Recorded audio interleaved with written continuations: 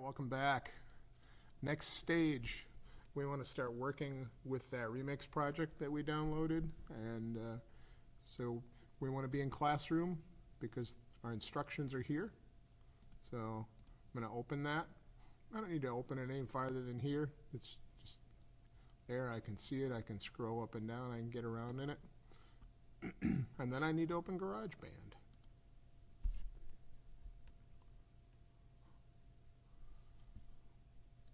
So it's always going to go back to an old file. I'm just going to close that out.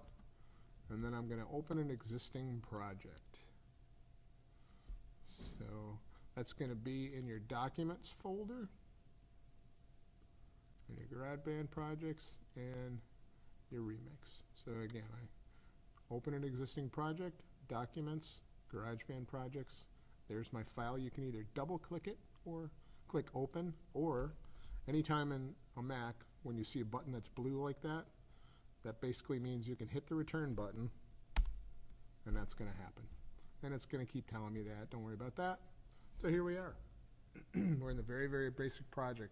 The first steps that you want to do, at this point, if you play your project, you will hear nothing.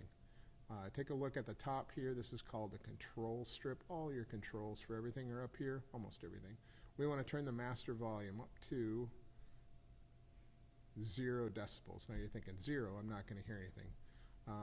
That's just sort of a unity point. You'll be able to hear it. Also over here, you're still not going to hear anything because each track is set to nothing. So I'm just going to quickly drag these. Don't worry too much about where they're at. We'll be doing a lot of mixing later. But just grab them up 2/3, 3/4, somewhere in there. And then at this point you can play your project. And you can adjust your volume level in your headphones so it's comfortable. And there you are. So we now have the volume up. Now all your tracks here are all numbered, but they're all out of order. This is the tracks panel, so we want to drag these. Just click and drag and put them in the right order.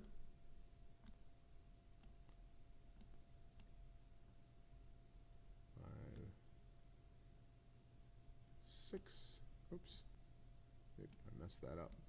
6, 7, 8, okay? Now they're all just a number. That's boring. Over here it tells us what they are. So if I just double click on the number, it renames it for me. That's really all you do. Later, if you want to give them a different name, you can double click and you can type, but for right now just double click them and rename them. Okay, now they're named.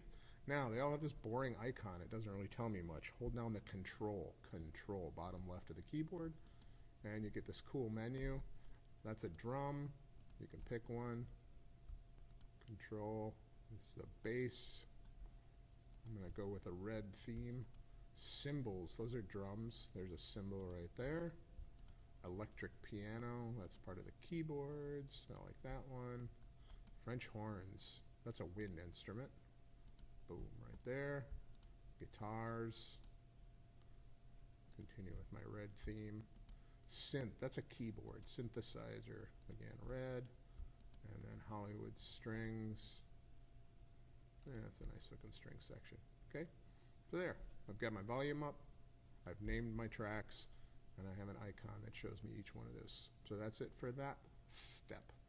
Or steps. Feel free to rewind and review if you need to. Now is always a good time to Command S and save. If you see this, that means you Command Shift S, and that thinks you want to save it as a different name, and you just cancel that. Command S is all you need to do. So have fun with that. Again, rewind if you need to, review the steps, but this is what your project should look like at this stage. See you next time.